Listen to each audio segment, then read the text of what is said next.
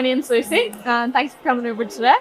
Today we're going to talk about user experience, but more specifically talking about what it's like working in a user experience team of one, sharing my journey so far, what I've learned, and hopefully providing key takeaways for those in a similar role or starting out in the industry. So not to make it all about me, but I studied interaction design at Ulster University, and during which I worked for a medical software company called Certain, which securely planted my feet in the world of UX.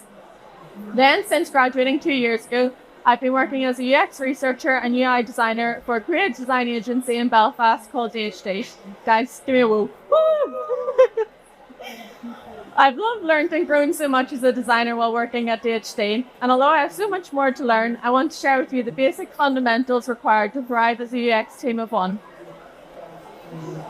This is heavily based off Leah Bully's knowledge, so definitely check her book out at the end.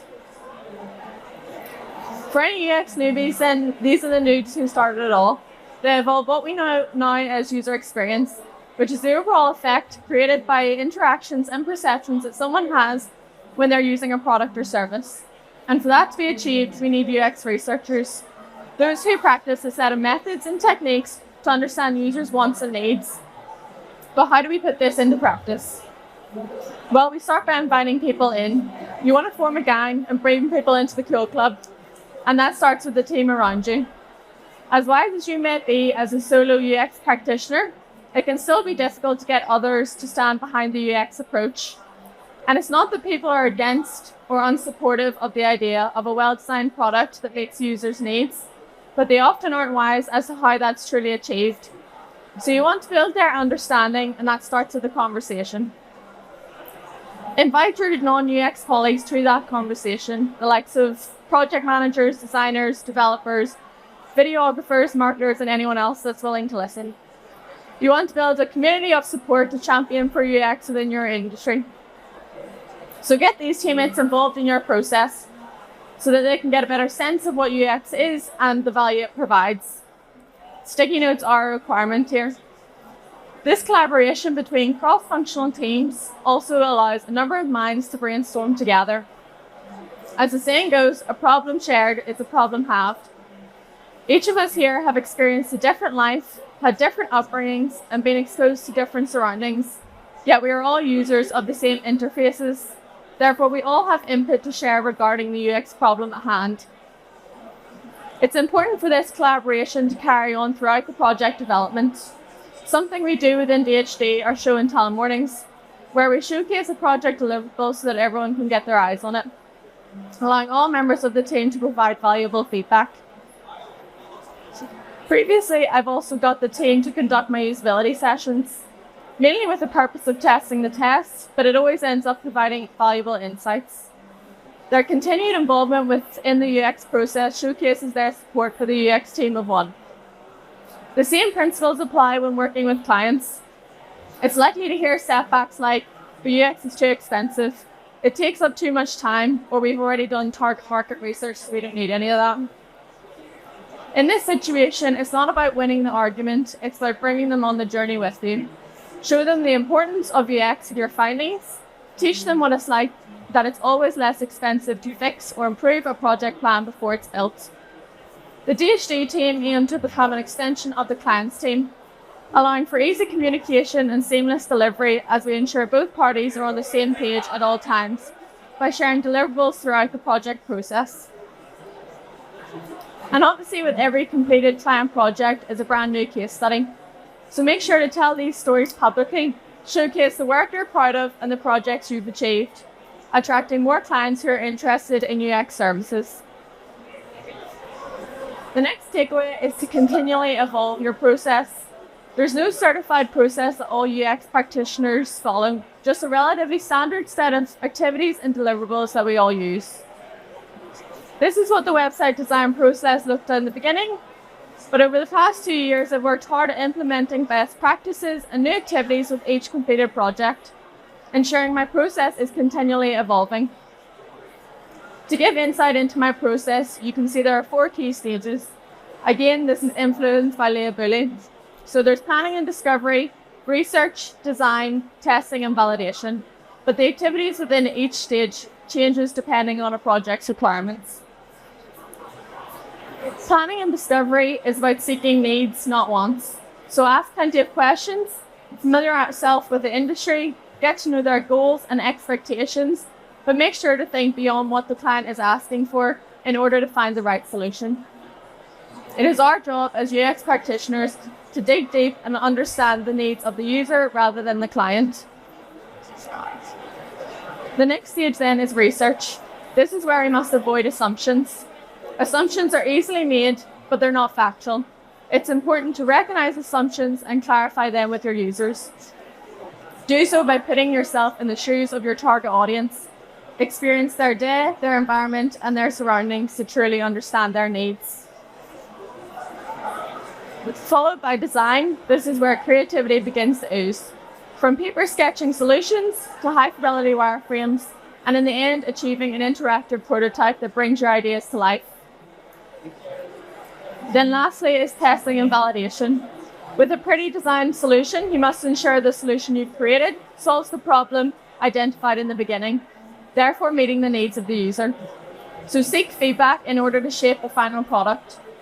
Feedback is incredibly valuable, particularly when it is negative and hopefully constructive. Consider why they've had a negative experience, how it can be improved, what can be better next time, allowing next time to push boundaries and achieve greater creativity or solutions. So it's important to have an iterative process. This allows you to try and test various different activities, pinpointing the ones that gain the best results for certain projects. When a project is complete, take time to evaluate what went well, what could be better next time, and think about the activities you'd like to learn next. As much as this process has grown massively in 2 years, I'm not stopping there. I want to explore the likes of field studies, creating user personas, conducting different types of usability tests, and much more. A piece of advice from Leah Bully's book is that often as a UX team of one, you want to create a positive user experience while never having enough time to do it all. Therefore, at the end of each chapter, she shares a short summary that states, if you can only do one of these activities, do X, providing guidance on how to move forward with a project, which is really helpful. To build on my previous point then, the next step is to challenge those inner demons. It's a little voice that says, you're not good at this, you shouldn't be here, and everyone's going to find out. Imposter syndrome often sneaks in when you feel overwhelmed by the breadth of knowledge required. Particularly within the UX industry, there aren't many jobs that are expected to have a broad skill in research, design, strategic thinking, data, and psychology. So don't let self-doubt hold you back. Recognize that it's okay not to know everything and that growth is a continuous process. Standing here today, my brain is filled with intrusive thoughts, but I'm choosing to fake it until I make it. I want to challenge imposter syndrome by sharing my insights, experience, and skills with others. Teaching or speaking at events, writing articles or blog posts, or contributing to UX communities can not only help others, but also reinforce your own expertise and boost your confidence. Trust in your abilities. Stay persistent and celebrate your progress. Your unique perspective and contributions have the potential to make a significant impact in the UX industry. Take time to acknowledge and celebrate your accomplishments, no matter how small they seem. No one is a born expert, so avoid comparing yourself to others or setting unrealistic expectations. Everyone has their own journey and timeline. Focus on your growth, learning, and personal development.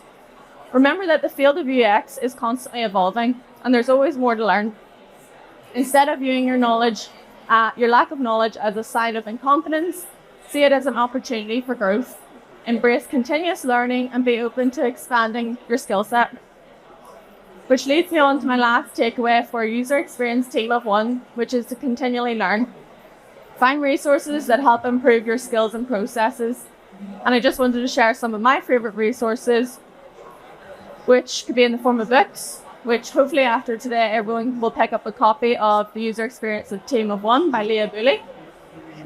But some of my other favourites include Rocket Surgery Made Easy by Steve Krug for a detailed how-to on usability testing, as well as Creative Confidence by Tom and David Kelly, which is about finding the right problem to the right solutions by sharing various different scenarios. There are also plenty of courses out there that provide a better understanding of UX. My top choice is obviously interaction design at Ulster University. I owe this course for opening my eyes to the world of UX, UI, CX, HCI, and all the other confusing acronyms that I couldn't get to grasp with in the beginning.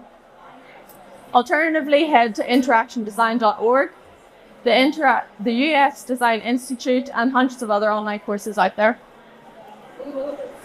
Step away from resources and attend events like today with DigitalDNA, but some of the other UX events include Ladies at UX, UX Belfast, and the UX Book Club.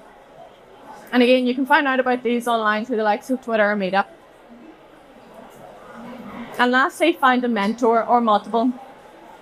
People in the UX industry are incredibly kind at sharing their time with others, so don't be afraid to reach out. Engaging with like-minded individuals can provide reassurance, perspective, and valuable insights. Ask them loads of questions, as there's no such thing as a stupid question, and soak in every part of their knowledge. And that's all I have for today. So just to recap, the 4 key takeaways are: invite people in to understand the importance of UX, challenge imposter syndrome, involve your UX process over time, and remember to continually learn. Being a user experience team of one isn't to be feared. Define your goals, charge decision making, and embrace the freedom. Again, I'd just like to say a huge thank you to DigitalDNA and my team at DHD for encouraging me to get up on stage today. And if you'd like to know more or have any questions, come chat to us anytime throughout the day. Thanks very much.